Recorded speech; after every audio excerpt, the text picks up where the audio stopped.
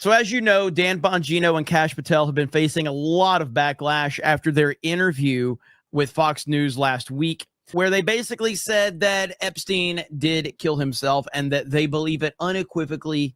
And they basically talked, in my opinion, they talked down to people like, hey, how dare you guys question this? What the hell's wrong with you? We're the experts. We know what's going on. And so this has been a problem for a while with the FBI, with the CIA, with Pam Bondi. This has been a problem. They don't seem to take the Epstein situation seriously at all. And while Trump didn't run on releasing the Epstein files and the Epstein list or whatever, the Epstein story is a huge problem for MAGA. And MAGA people want this dealt with. And they want this dealt with now, not later, now. And people like Dan Bongino and Kash Patel spent the majority of their careers prior to becoming part of the Trump administration talking about that very issue and how unacceptable the behavior was from the FBI, and how there's a cover-up going on and how they can release all of this information. And all of a sudden, now Dan Bongino and Kash Patel get in office, and they're like, they sound just like the people that they replaced. And now Dan Bongino releases this saying that they're going to look into the cocaine found at the White House in the Biden administration, which I think in general, I'm fine with you doing that because I think it needs to be looked into. However, I already have the answer for you. The answer is Hunter Biden. But the problem is MAGA ain't hearing it. MAGA doesn't want to hear this. Essentially, what you are saying is that cocaine found in the White House is more important than Epstein's situation, which nobody believes. The Epstein situation is far more important than anything to do with cocaine found in the White House. That's the most important thing you should be focusing in on. And the fact that you're not is a massive problem.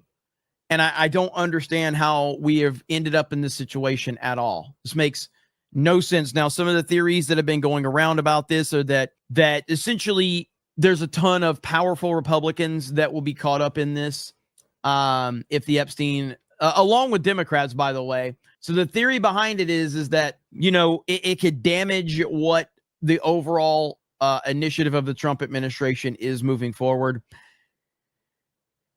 And I can kind of understand where you're coming from with that, but at the end of the day, I really don't. Like, if that's the case, I think that's a bad situation because I don't give a shit. If you're involved with children, you need to be held accountable regardless of what other things that could be affected. If there are people in the Republican Party that could be affected by this, then so be it. I don't want their help. I don't want their help if they're guilty or if they're complicit in any of this stuff at all. And that's just the truth of the matter. There is so many good things going on with the Trump administration right now, and Trump is doing so many awesome things, but I don't like this story. I don't like how this feels. I don't like how the optics of this come off. And then the fact that every time you turn around, you got Bongino and Kash Patel. Basically, it seems like it's a diversion at this point in time. It seems like they are trying to make you look this way instead of looking that way. And that bothers me big time.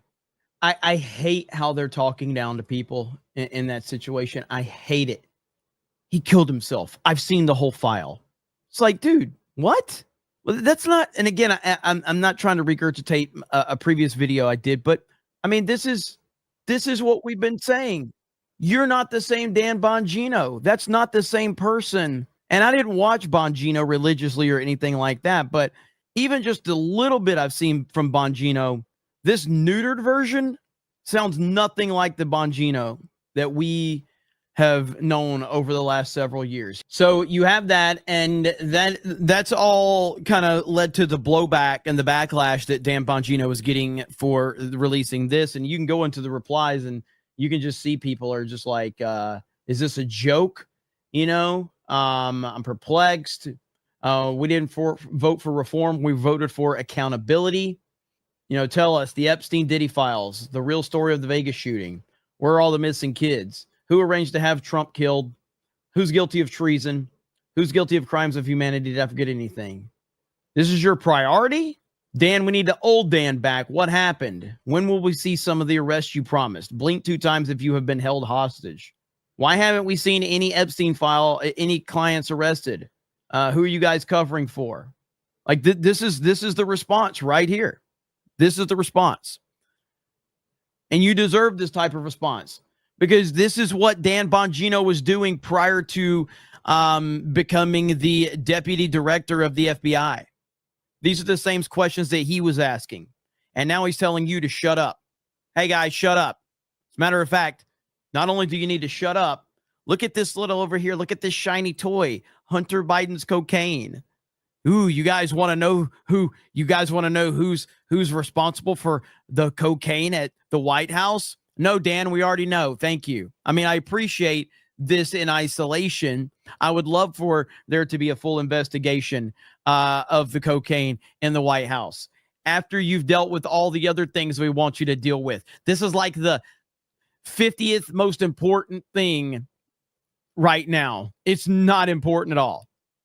No one is sitting there around going, boy, we really did find out who that cocaine belonged to. We already know who the cocaine belonged to. We already know. So, you know, it is what it is.